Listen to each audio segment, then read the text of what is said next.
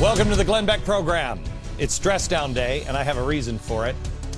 I'm not going to teach the class today. You'll understand here in a second. There are too many things that just don't make sense. Where do I even begin? The president just pledged to spend billions of dollars in foreign aid when we are on the precipice of disaster here at home. Why not spend the money here? Common sense, right? Why is the president capping our wells in the Gulf of Mexico, but loaning Mexico billions of dollars to drill for oil in the Gulf of Mexico, in the same place where it's too dangerous? Common sense says that it doesn't make any sense. Until you can explain the motivation behind the president's moves, until you can explain why enacting policies harmful to America is a good thing, seemingly for the president or the administration, people will continue to shrug off individual stories as, no big deal. And they'll also ask this question. This is the most asked question of me when I say they're collapsing the system. They always say the same thing. Why? What would his motive be? How do they possibly gain? What a great question. By the end of tonight's program, I believe you will have that answer. And you will have the answer on why those actions of this administration don't make sense. You're looking at them with the wrong glasses. We seem to have a problem differentiating between fact and opinion. You won't in 60 minutes. Let's go. Oh, hello, America. I am, I have to tell you, my assistant said to me today, Glenn, you just don't want to change into a suit. You could give it any reason you want, but yes. I was lazy today. But I'm also not going to, I'm going to play student today, and you'll understand in a second. After last night's show, I want to start here.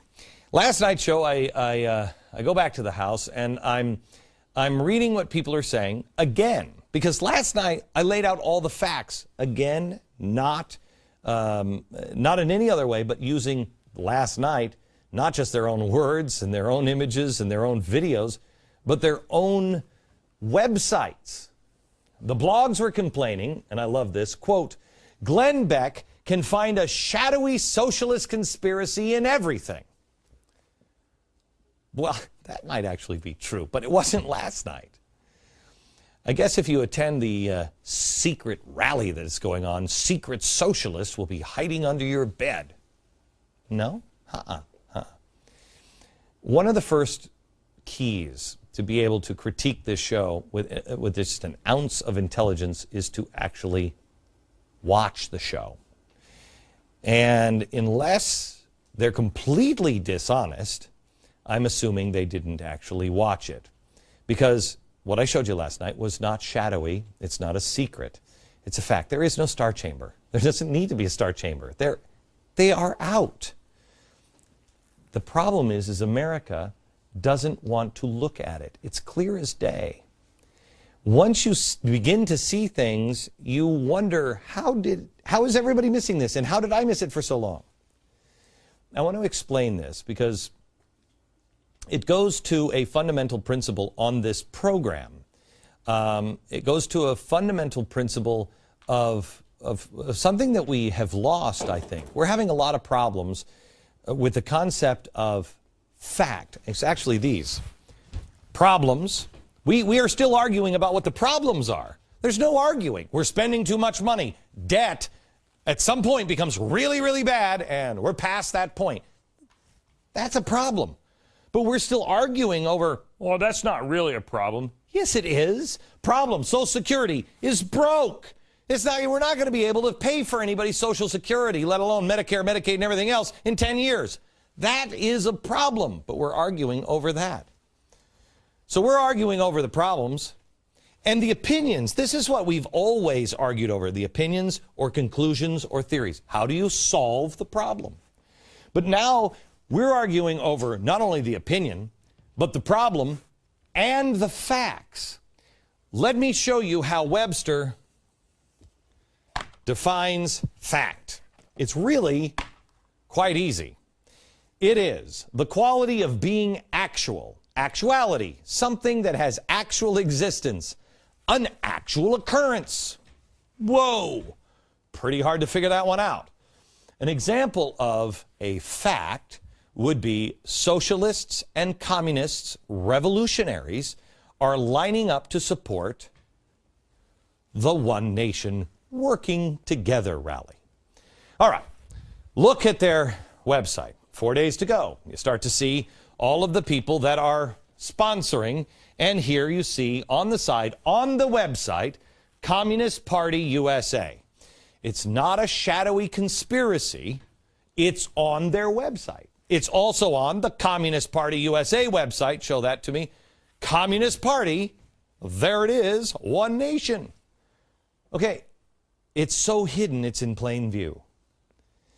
This isn't just one bad apple that has crashed the squeaky clean list of sponsors. This whole site is riddled with socialist, revolutionary, nasty, I told you last night, people that would be in any other presidency, they would be on a FBI watch list. One socialist group after another. There they are. These are just some of them, riddled with it. All right. If this is supposed to be some sort of shadowy secret, that these guys are the worst secret keepers of all time. I mean, whatever you do, please, Mr. President, if this is a secret, don't give these secret keepers the nuke codes, because they'll end up naming their organization like 12 43 71 8 Alpha Bravo 0. This is not, again, an opinion.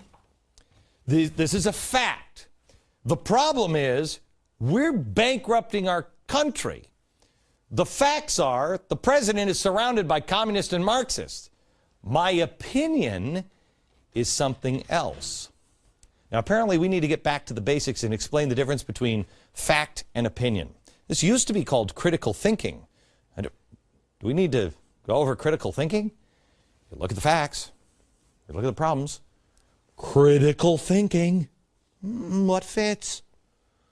Now, some will go out of their way to point out that people like me, or let's use Bill O'Reilly, because, I mean, can't we make him a target once in a while again? Please? Please?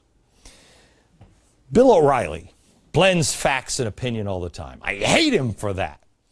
They say that's dangerous. I'm with you. You should target him for a while.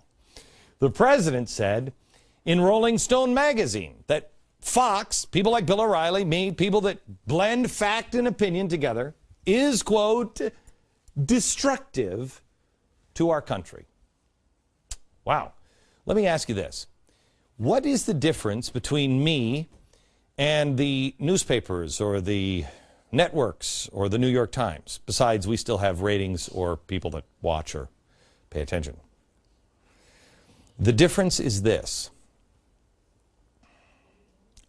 I tell you that this is an opinion show. I tell you, and I expect you to understand the difference between fact and opinion. I expect you. They do not only do they not expect you to know the difference, they are counting on it. I believe they think that you're too stupid to figure it out. I'll treat you like an adult. Fox treats you like an adult. Bill O'Reilly treats you like an adult. They'll treat you like boys and girls. Is it a coincidence that Fox again came out as the top most trusted news source in America? We have the highest marks, 42%, trusting Fox News. That's, you know, I would hope that it would be a little higher than that. But then let's look at MSNBC, 12%. And that's why broadcast news, and yes, they tell me, I haven't seen it, they tell me broadcast news on it, 5 or 6 in the afternoon, they're still doing it. Who knew? It's why newspapers are dying. Why? Because they deny that they have an opinion when they blatantly do. You see, the journalists have gotten so good at blending fact and opinion together that they can no longer separate the difference between the two.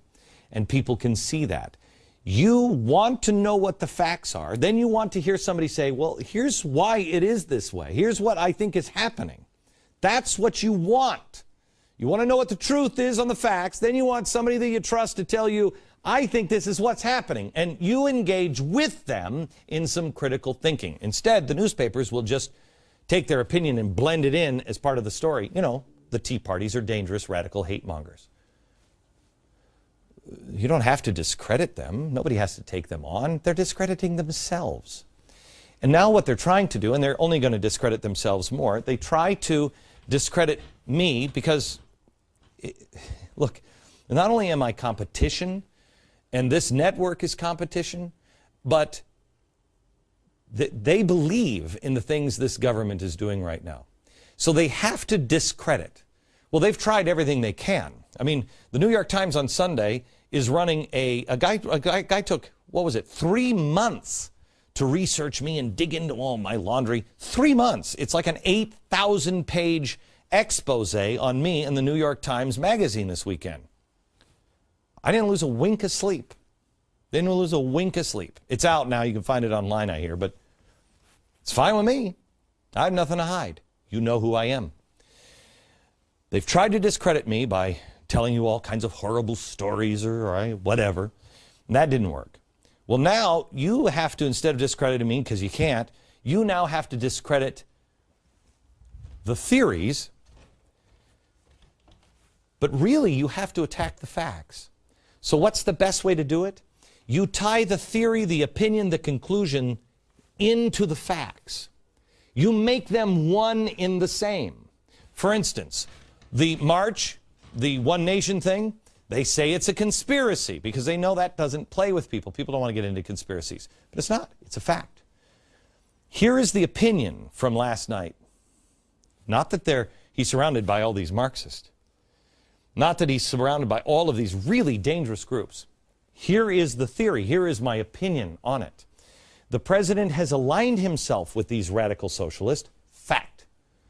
They're radical Marxists. They're militant communists. Fact. Many of them have called for the overthrow of the American government. Fact.